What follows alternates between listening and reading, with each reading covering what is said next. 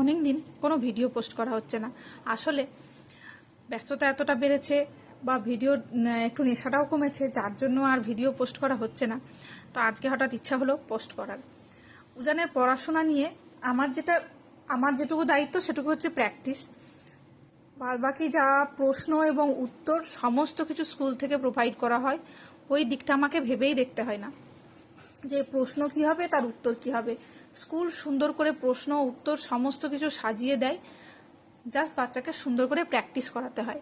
তো ওই দিকটা যেহেতু আমার অনেকটাই দায়িত্ব কম, এবং উজানকে বাড়িতে যিনি পড়ান সেই ম্যাম যেহেতু খুব দায়িত্ব নিয়ে খুব ভালো করে পড়ান, তো আমার কাছে বেশ কিছু সময় থাকে যে সময়টা আমি ইউটিলাইজ করতে পারি। এবং পড়াগুলো যখন অ্যাসেম্বল করতে হয় বিভিন্ন সাবজেক্টের, ওর কিন্তু স্কুলের বেশ সিলেবাসটা বেশ চাপ, যেহেতু মিশন স্কুল সিলেবাসটা খুব কম্প্যাক্ট এবং বেশ চাপ থাকে।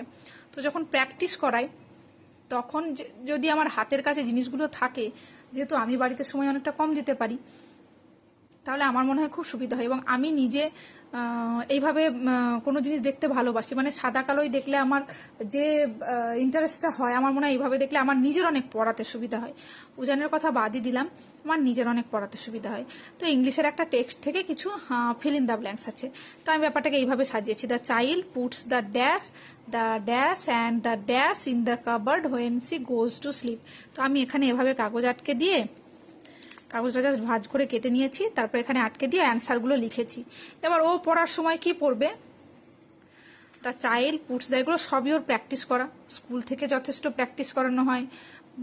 বাড়ির যে পড়ানো ম্যাম, সে ম্যাম যথেষ্ট প্র্যাকটিস করেন। এবার আমার কাছে যখন প্র্যাকটিস হচ্ছে তখন কি হয়তো মুখে মুখে কিছু প্র্যাকটিস করাচ্ছি। The child puts the doll, ও তখন মিলিয়ে দেখে, মুখে বলে ডল, তারপরে মিলিয়ে দেখলো ডল হলো কিনা।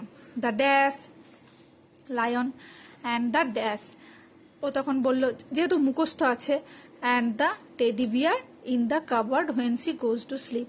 এবার ও বলে তারপরে চেক করে।